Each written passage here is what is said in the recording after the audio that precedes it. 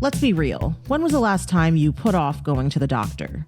Maybe you said, I'm too busy, or it'll heal on its own. Or my personal favorite, I don't even know which doctor to go to.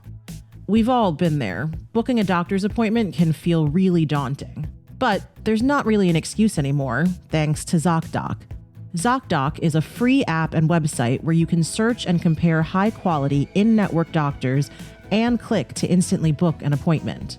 Most bookings happen within 24 to 72 hours, and you can even sometimes get same-day visits. I know that if I ever needed this, it's exactly what I'd use. Stop putting off those doctor appointments and head to Zocdoc.com/sportly to find and instantly book a top-rated doctor today. That's ZocDoc.com/sportly. Zocdoc.com/sportly. This episode is brought to you by Honda. When you test drive the all-electric Prologue SUV, there's a lot that could impress you about it. There's the generous passenger space, the clean, thoughtful design, and the intuitive technology. But out of everything, what you'll really love most is that it's a Honda. Visit honda.com/EV to see offers.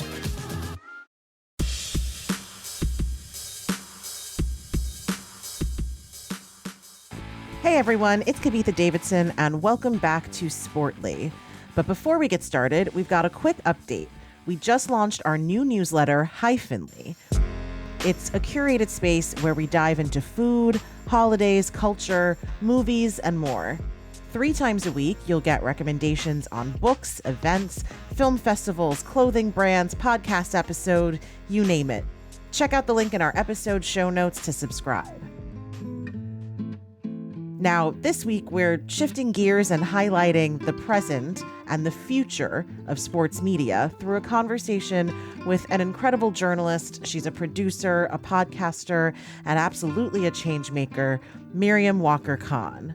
Miriam is the founder of Brown Girls Sport, a bold and vibrant new platform dedicated to representing South Asian women and girls in sport through storytelling and providing a voice to smash stereotypes that brown women don't do or care or know about sports.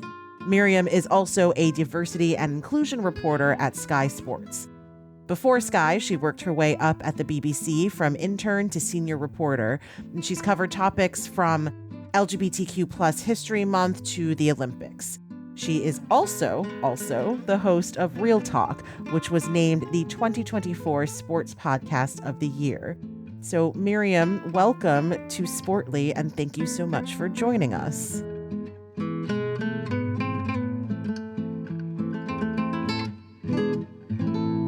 Let's talk about Brown Girls Sport. What made you want to start Brown Girls Sport? What was kind of the moment of inspiration, or the moment that you knew that you needed this platform, that the rest of us needed this platform to exist? I think it was something I'd thought about for years, but I had a bit of time off when I left BBC Sport before I went to Sky Sports, where I was like, okay, this is my week where I have time to do this. But I think it was something that I'd been working in sports journalism for maybe 7 years at that point, and had just become a bit tired of not being able to tell the stories that I wanted to tell. And it's hard because in mainstream media, every week you can't do a story about a South Asian woman in sport. It's not possible. But I felt like there was a gap where those stories were, and they weren't being told and they weren't being celebrated. Or if we speak about South Asian people in sport, it's always a lack of, which is really important. We should be doing those stories, but actually there are stories of incredible women, and I think with South Asian women in particular, a lot of stories of defiance, if we think about it, that I wanted to platform and show people. And I think I got bored of people being like, oh yeah, there's no South Asian women in sport. And I'd be like, no, there are loads of them, you just don't know about them. It really became a kind of online community and then kind of a physical community quite quickly. What's your own sporting background? Did you play any sports growing up? Yeah, so I was a sprinter. So I did track and field, and that started, from being about 6 in like the school playground, just beating all the boys. And then the older you get, obviously your school sends you to like competitions. So when I was 10, they put me in a competition, and I remember having like, I don't know if you know, like platform trainers. Oh, I had the Skechers, yes. Yeah. Mine were like a knockoff version of Skechers, but they were like that high. There was like glitter beads all over the laces. And I won like the Sheffield championship. So that's the city that I'm from. You won a race in platform sneakers. It's kind of incredible, Miriam. Yeah. But I think it's very much a genetic thing in my family. My grandparents met at an athletics track in Sheffield. Oh, wow. My mum was a sprinter, so it's kind of in my genes already. And my dad was actually a footballer. Well, so you didn't have necessarily, the stereotype, which frankly does ring quite true. You didn't necessarily have the pushback from the family about sports. No. And even, my dad was born and raised in Pakistan and came over here when he was about 10. And I think football was his way of really fitting in and assimilating. And my dad didn't raise me. He lived in the States from when I was 8, but he was pretty keen for me to do athletics, I think, because if you've done a sport and you can appreciate it, I think you always love it if your kids want to do it. And my mum loved it, that we wanted to sprint. She was obsessed with it. So me and my brothers all did track and field for about, I'd say maybe 12 years for me. My big brother's still doing it. So he's probably been doing it 20 years, which is crazy. Yeah.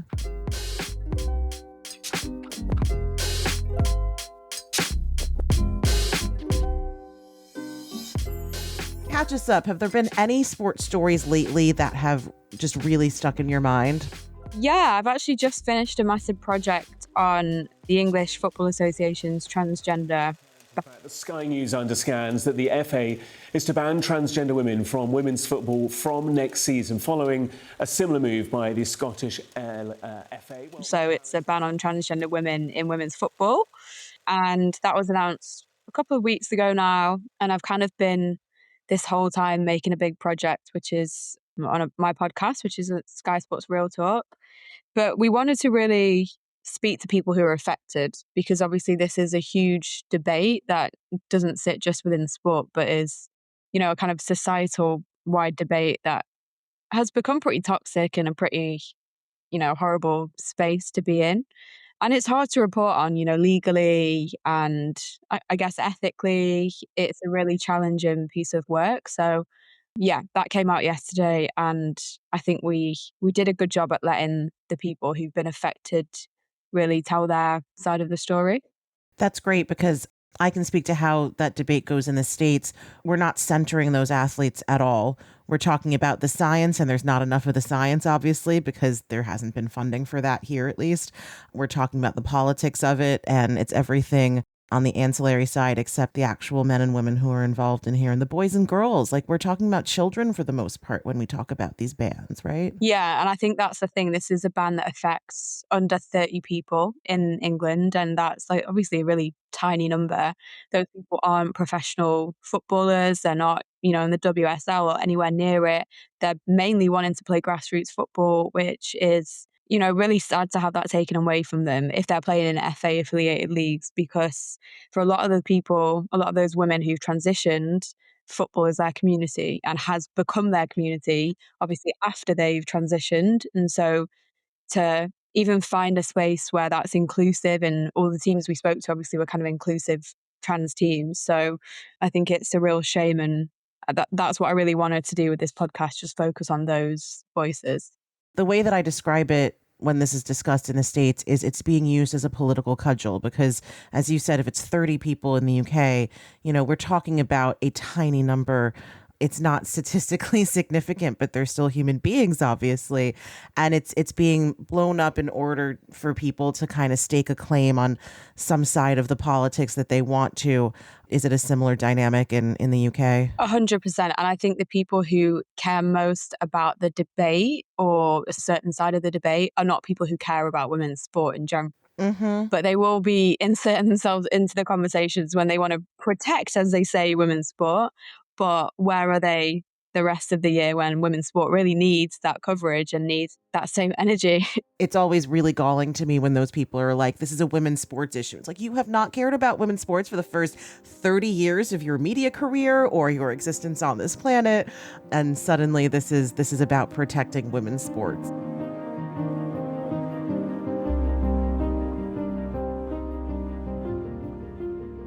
the things that are happening in America tend to be mirrored around the world, especially politically. We're being attacked on all sides, especially when it comes to things like diversity and inclusion. But you are a diversity and inclusion reporter in sports at Sky Sports, started at the BBC. What is it like being the only woman of color at an organization as renowned and frankly as historically white as yours? There are a lot of women of color who work at Sky Sports, so I'm really lucky in that respect. And actually, my team that I work within, we're kind of a bespoke content team, and there are two other South Asian women in the team with me. So I feel like I'm really lucky in that respect. And also, there are a lot of kind of white allies that I work with who know the stories and the spaces that we want to tell really well. But I think in general, just being a woman of color in the media industry, the sports media industry, is really hard. And I don't think it's just being a woman of color, but telling the stories that I tell as well, because there are obviously those people who want to talk about football and different sports and want to tell those stories. But I think it can be kind of isolating doing the stories that I do.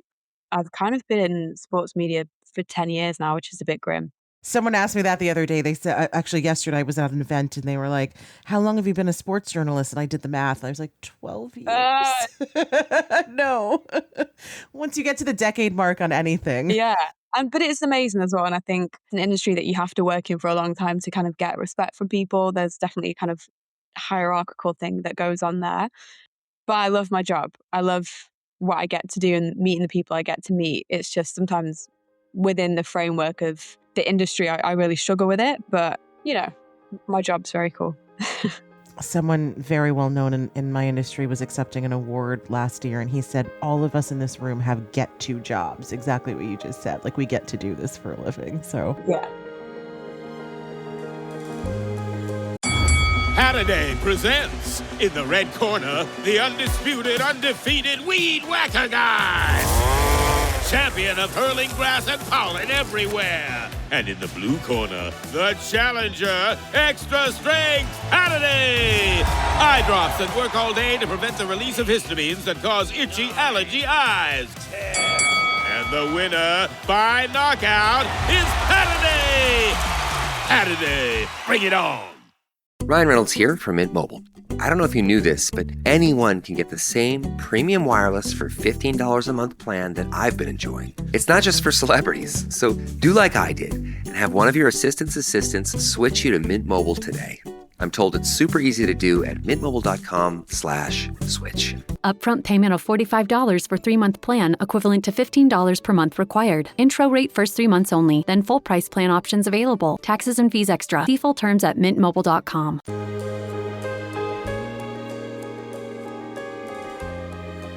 You've been pretty vocal through your platform about how South Asian kids, particularly in the UK, I think this is absolutely true in the US, are pushed toward quote unquote academics and, you know, stereotypically like Indian and Pakistani, like brown people professions. You know, you're going to be a doctor, or you're going to be in finance or something like that. And they're probably sometimes discouraged by coaches, parents, community, like people who don't see sports as for them. How do we, from the community part, like there's the outside racism part, and then there's the within our own communities part, right? How do we change that from within first? I actually think this is something that is kind of dying out. Obviously, that still exists, but I think there are stereotypes that are perpetuated within sport from people who aren't within the community. And I think this is a good example of one which is kind of used in a really lazy way for people to be like, this is the reason that South Asian kids don't play sport. It's an excuse. And there are so many South Asian kids in the UK. They do play sport, actually in football, for example, which is our national sport. There is a higher percentage or share of girls that play grassroots football than boys who have South Asian heritage. And so they are there. And I think a lot of the times it's just an excuse that is used by other people, which, you know, in the 60s, 70s, 80s, probably 90s was definitely true, because people were coming and focusing on getting money and putting food on the table and having jobs where they could do that. I think more and more as we've kind of settled in and we've become part of society in a way that other racial groups are, I think that's not the case. So I think a lot of the work that I try and do with Brown Girl Sport is to kind of bust those myths as well. And like, yes, a lot of the time that is the case with people. That is what people experience, but in the same way that a white kid or a black kid might have that experience. So I think it's really difficult because it's just stereotypes are hard because a lot of the time they do come from this place of truth, right? But they can change and become other things really quickly. And I think that's what we should focus on with brown girl sport as well. In the US, the parallel that I would draw is there's been a pretty drastic decline in Black participation in baseball. And obviously we think of baseball, Jackie Robinson, of the sport that integrated all of sports and probably all of America, right? Sports was kind of the vehicle for that to happen here. But, in the last 40, 50 years, there's been a huge decline. It's a really nuanced and multifaceted conversation, but a lot of that conversation does come down to the Black community, themselves not wanting necessarily to play baseball. And I have quite a few friends who are Black and love baseball and are advocates on that side who are like, there is truth to that. But like you just said, that's not a reason to ignore the structural reasons that there are barriers to Black participation in baseball. So I think it's important to draw that line.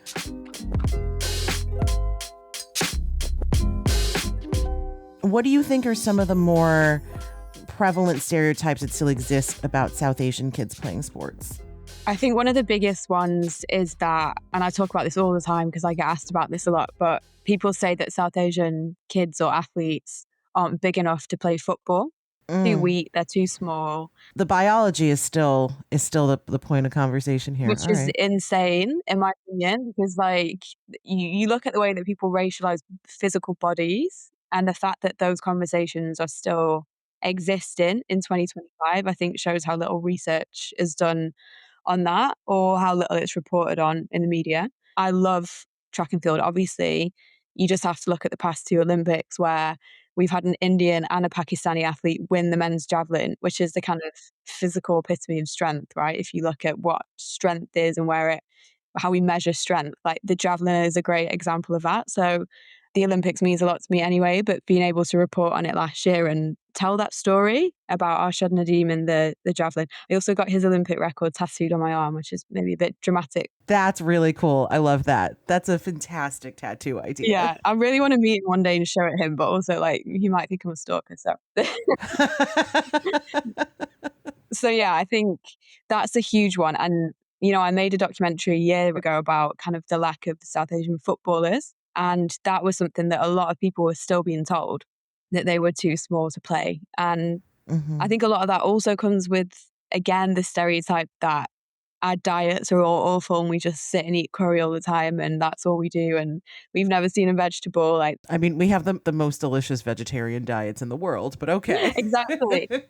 These are things that have been talked about within a football space, especially for so long, that maybe scouts and coaches and anyone else who holds that power within the game truly believe that. And it just takes one person to not see, like a talented young person who is the same as a white kid, or it's really hard to culturally break down those barriers when they come from those stereotypes. But I think they are the two key ones. And also something you hear all the time is that South Asian people just want to play cricket. They don't want to play football. But there is so much research that's been done into this, and this is categorically false. This is not true. Thousands more kids in this country play football than cricket. So yeah, we do love cricket and we can love cricket, but some people don't, and some people don't play it. I actually did an interview about this a month ago for a new documentary that's coming out. And I said on that, I report on so many things, and there's nothing, I don't think, that I report on where so many people who don't know about this and haven't seen the research have an opinion, but they truly believe that they know about this. And they're always the loudest ones, too. Always. ChatGPT Plus is free for college students through May. Here's the thing. You've got a lot to do between now and then. Studying for finals, writing papers, trying to keep your life on track, and ChatGPT can help with all of it. It can quiz you for your econ exam, make a study guide from your French notes, plan out your meals and study breaks. It can get really specific on how you like to learn. It can even help you come up with ways to stop procrastinating. So from now until summer break, take advantage of all the ways ChatGPT can make your life easier. Restrictions apply. I remember when I first started out, Derek Jeter retired, very famous New York Yankee player. And I wrote a column after his last day where I was like, literally, I'm not a journalist right now. I am a fan. I'm going to write about what he meant to me. And I wrote about baseball and being a daughter of immigrants and my connection to New York and all of these. It was a deeply personal piece. And one of the comments that I got was from a regular reader who read me every day but hated everything that I wrote, which is, hilarious, but all right. And he said, now I understand why I disagree with everything you write. You're a daughter of Indian immigrants. What business do you have writing about American sports and baseball? I'm sure you get your fair share of that, even being, a born and raised Brit. Yeah. I think people sometimes, even from a professional point of view, don't take me seriously reporting on issues around race because they know that I'm not white. And so they think I have some big agenda instead of seeing how that could be a positive and how it could help me as a reporter. And that you're still reporting on facts. It's not, Yeah. I've done a lot of interviews in my career where people have said to me, thank you because I know you get it, or I know that you've experienced something similar, or we've just spoken about an incident before the interview, and then they feel a bit more able to open up because they know that they're talking to someone who understands it. So it can be disarming, and there's a community there for sure. Yeah. And I think it's really hard because you know that racist people are always going to exist and they're always going to be there. And it's very easy to be like, ignore it, just pretend it's not happening, but it is happening. And I think that's a hard thing about being within this industry, which is so underrepresented still. Do you think it's especially hard for you because you're on camera and you're so front facing? Most of my career has been on the writing and some on the audio side, but when I first started doing television, it was a whole other level of abuse. Yeah, 100%. And I think it's tricky because I have a lot of white privilege and people don't see me as Pakistani. They don't get it. Actually, a lot of people message me and ask me if my husband is Pakistani and why my name's Khan. Yeah, people don't really get where I'm from. I think if I looked fully Pakistani, whatever that may mean, it'd be very different. Whenever you're on camera, obviously, people will send you crazy messages. And I actually had a lot of messages last year at the Olympics about my accent because I'm from the north and that's, I think, pretty obvious when I speak. But I'm lucky. My producer at work is also from Yorkshire, where I'm from. So I have always had a fantastic time in the northern part of the UK. So everyone does. It's the best part. I think it's really incredible that you've carved out this space, and we don't talk about this enough, especially in the context of, from a U.S. perspective, of international coverage. And I think that the conversation here a lot is Americans make too much about race, but there are immigrant communities everywhere. There are second and third generation immigrant communities everywhere. And this is what it means to be in a globalized society. And there's no kind of putting that toothpaste back in the bottle, right? Yeah. And I think, it's weird because I think we often don't talk about it enough. I think we talk about it when there's a huge kind of racism story, but we don't talk about like the daily microaggressions that like a footballer might experience or anything like that.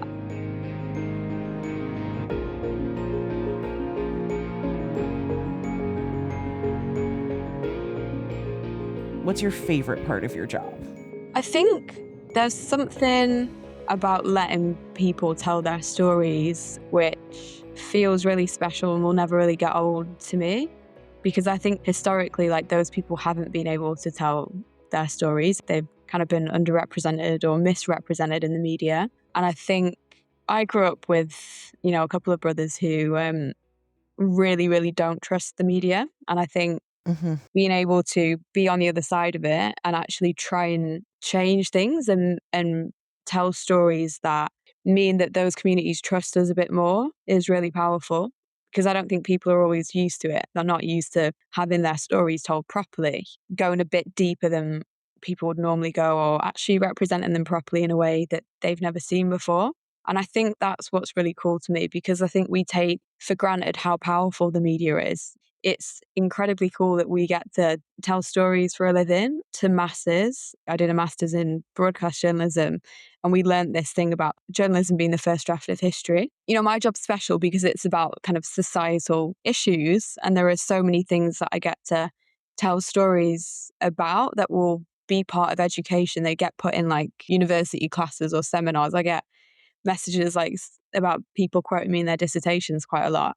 I think that, not to get too deep, but when you see people dying around you, you start thinking about legacy and what it is you want to do and what your own story should be. What mark you've made on this world.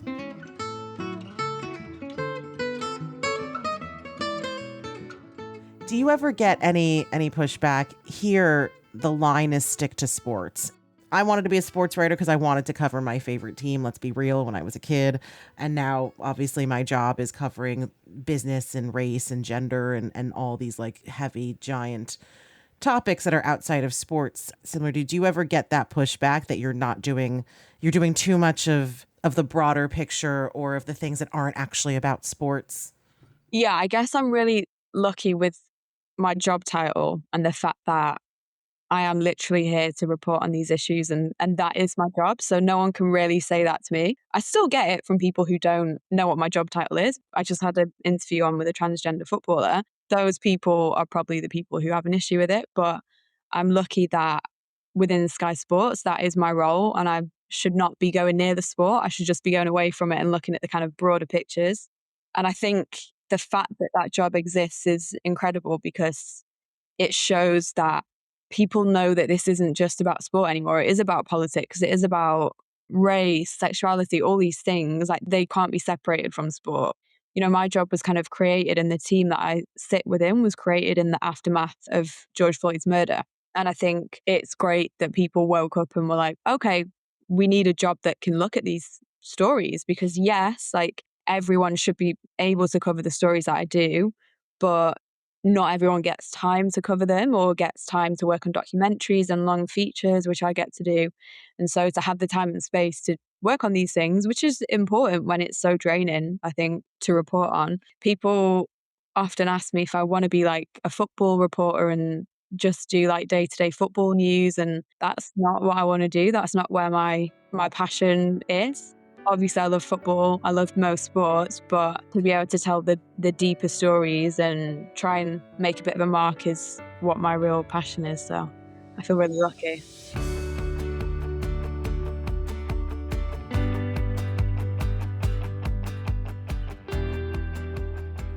I don't think I can do an interview with you without talking to you about Bend It Like Beckham. So That's it. No more sucker. But I'm really good. What did I do wrong in my past life? You recently tweeted, or whatever the hell we're calling it now, that Bend It Like Beckham is the best film ever created. Let's get your thoughts on that. I stand by it. Like, I love the film in terms of me personally and how it impacted me and what it did for me, 100%. But I think it was about representation, right? It was radical for the time. I mean, at this point, are we going on 20 years? How long? 23 years, yeah, just. Sure. Great. Wonderful. I never saw somebody who looked like me playing a sport in a mainstream film. It was very cool. And dating a white guy, by the way, also. And there's not been anything since, really, that's come near it. I think a lot of people really try and kind of do what Bend It Like Beckham has done, and people won't come close to it because it was so of its time, but also timeless. And I think it's really hard to replicate something like that. And when it's been done, and I love it. I think there's so much that it unpacks and tackles and touches on, but it's also so funny and so iconic in so many ways. And you don't have to be a sports fan to enjoy this movie. Yeah. Exactly. And just the fact that, you know, in my bedroom, I've got 3 big prints of the film. They're like illustrations that I had commissioned for a written article that I did at the BBC. And it's like, even just looking at them, it's like, you know, that juxtaposition of the sari and the Hounslow Harriers kit and how stunning it is visually. I could watch that film with no audio and love it, you know, or just audio and no pictures. And yeah, I just think like the older I get, the more I'm like, maybe some bits have not aged well, but it is so timeless and so iconic. And I love that my name is now associated with being obsessed with it. I'm very pleased about that.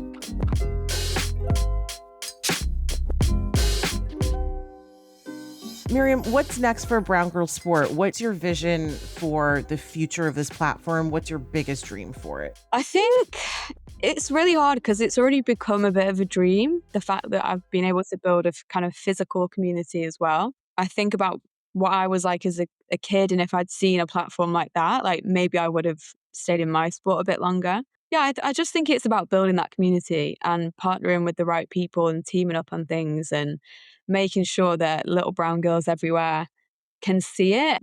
You know, we did an anniversary event at Chelsea. Chelsea just gave me 150 tickets and we did this huge like party panel. It was glorious. And to see all the little kids running around, but also see like middle-aged women having conversations and teenagers, everyone kind of mingles together in this really wholesome way. There's something in that I've not ever experienced in a sporting space before. And I think it's because we all feel how important it is to be represented. If you've never had it, you know what it feels like to not have it. And so there's something that feels really magic about that community. And I'm really excited to see like how that grows and develops. The cross-generational part of that is so powerful. I went to a bunch of the New York Liberty playoff games and they won the WNBA championship last year. And I was at the victory parade and I met women who had been going to W games, had been going to Liberty games since the founding of the team 20-something years ago. And then I met tiny little girls who didn't know a world without women's basketball being successful. And it was just like this really beautiful thing. Yeah. Well, finally, Miriam, I always have this conversation with people who work in the industry. As we said before, nobody gets into this work without having been a fan first. Obviously, you were also an athlete, but it's also hard. All of us are very lucky to do what we do. But I often tell people that there's not really such a thing as watching sports purely for pleasure anymore because the work brain is still kind of on. And I'm sure you know what I mean. But as a fan, as somebody who does love sports, what still brings you the most joy about sport? The most joy, I think, probably comes from watching Olympic sports, but I'm also a big Chelsea women's fan. And, you know, we've just won our 6th consecutive title. So I feel very spoiled. But I was actually having a conversation on Twitter or X today about, you know, people complain about Chelsea women winning all the time because they think we have too much money. But what I love about that club is that it is the most ethnically diverse club in the WSL. And no one can take that away from us. And I think that's something that is not reflected within English football. So to see those players there, and they are the best players in the world, a lot of them, I think to see them there and to really enjoy being winners is incredible. And we've got the FA Cup final this Sunday. And my girlfriend is a United fan and I'm a Chelsea fan. Oh, no. It's the day of war in this house. It's just, yeah, we are not friends for this full 24 hours. Yep.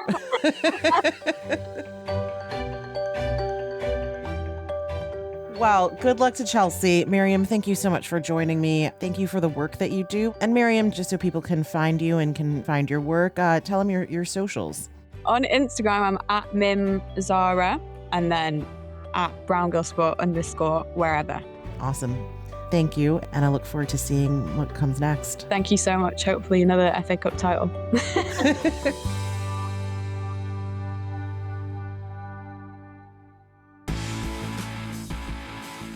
Thank you so much for listening to this episode of Sportly. I hope you found Miriam's vision for brown girl sport as inspiring as I did. Sportly is an Immigrantly Media production. This episode was produced by Sadia Khan. Our sound designer and editor is Paroma Chakravarti. Our theme music was created by Simon Hutchinson with additional music from Epidemic Sound. We'll see you next week right here on Sportly.